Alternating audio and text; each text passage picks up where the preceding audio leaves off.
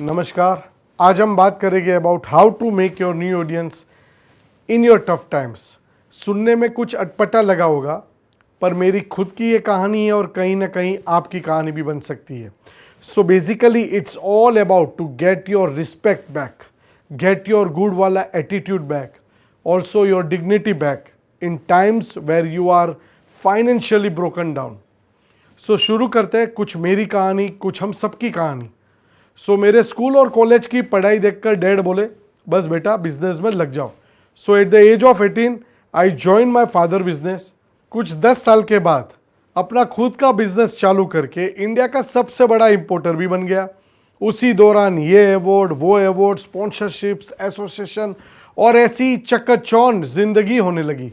पर कुछ ही सालों में बड़े बड़े नुकसान भी होने लगे। पर जैसे कि हमारे कल्चर में सबसे बड़ी कमी है फाइनेंशियल क्राइसिस को आइडेंटिफाई करना, क्योंकि हम अपने बारे में नहीं सोचते और लोगों के बारे में सोचते हैं कि अरे मेरी फैमिली क्या सोचेगी, मेरे दोस्त क्या सोचेंगे।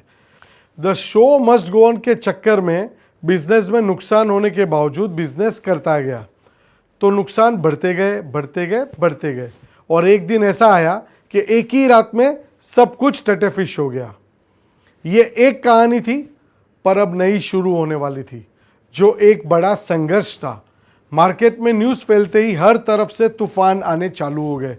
जिनसे पैसे लेने थे वो भी मेरे से निकालने लगे। फाइनली एक ही रात में फकीर बन गया। रोज रात को एंजाइटी और डिप्रेशन के अटैक आने शुरू हो गए। लोगों के देखने के और बात करने के नज़रिए और तरीके बदल गए। अब कौन समझाए फाइनेंशियल फेलियर है, टेररिज्म थोड़ी है। जो लोग मेरी वजह से थे या जिनका व्यावसायिक अस्तित्व मेरी वजह से था, उन्होंने भी मुझे मोबाइल पे ब्लॉक कर दिया और ना ही हालचाल जानने की कभी तसदी ली। तकरीबन 1 साल डिप्रेशन और एंजाइटी के दवाई लेते लेते तकरीबन 15 किलो में खो चुका था। एक टाइम ऐसा भी था कि वॉचमैन से 10,000 लोन लेता था और उसे एक हफ्ते में 12,000 चुकाना पड़ता था, लेकिन उस समय में देने वाला भी वही था।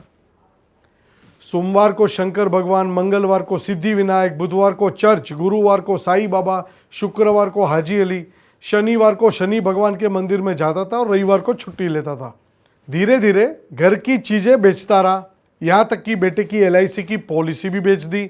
बेटा भी माइनर था, जानते हुए भी कुछ नहीं बोला। पर एक दिन उसका फेवरेट ब्लूटूथ स्पीकर ऑनलाइन बेचने के लिए रख दिया। तब वो बोला, डैडी एटलीस्ट ये मत बेचो। तब रियलाइज हुआ कि मैं क्या कर रहा हूँ। भगवान मुझे ना ही बचाने वाला है, जो भी करना है भाई मुझे करना है। और अपने आप को झंझोड़ा और एक लड़ाई शुरू की अपने खोए हुए अस्तित्व को पाने की। अब समय था आपदा को अवसर बनाना।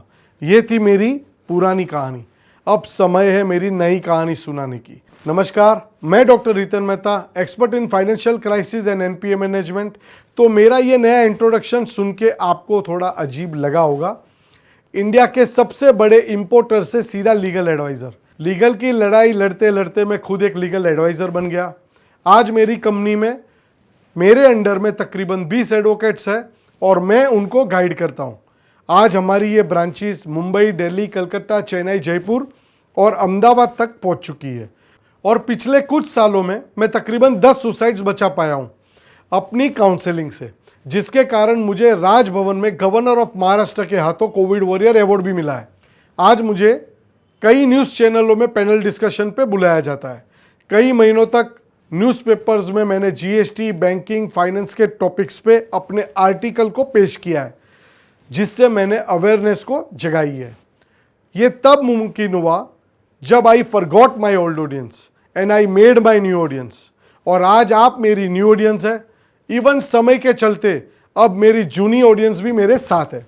अभी भी शायद आपको अजीब लग रहा होगा कि इंडिया के बड़े इंपोर्टर से लीगल एडवाइज़र की कहानी कैसे हुई। तो जब मैंने ये देखा कि मेरे जैसे कई लोग बड़ी तकलीफ में हैं, अच्छी रेपुटेशन, अच्छी फैमिली से होके भी कई लोग फाइनेंशियल लॉस के कारण उनको अलग नज़रियों से देखा जाता है और उनको ऐसे समय में सही दिशा दिखाने वाला कोई नहीं है। ये सेक्टर में सबसे महत्वपूर्ण था right guidance to get back the dignity. तब मैंने ये निर्णय लिया कि अब मुझे मेरा ये नया जन्म मेरे जैसे फाइनेंशियली पीड़ित लोगों को राइट एडवाइस और गाइडेंस से मैं कुछ हेल्प कर सकूं। मेरी इस कहानी से मैं सिर्फ आप सबको ये मैसेज पहुंचाना चाहता हूं कि आंधी जब भी आती है वो रुकने के लिए नहीं आती, आके चली जाती है, पर हमें बहुत कुछ सिखा जाती है। ये लेसन नंबर 1 है। Lesson number 2, whenever you are in financial crisis make your new audience. जरूरी नहीं है कि हम अपने पुराने बिजनेस को चिपके रहे, हम नया काम भी ढूंढ सकते हैं सर्विस इंडस्ट्री में। Lesson number 3, follow the air hostess rule. पहले खुद का मास्क पहनो, फिर दूसरों को पहनाओ।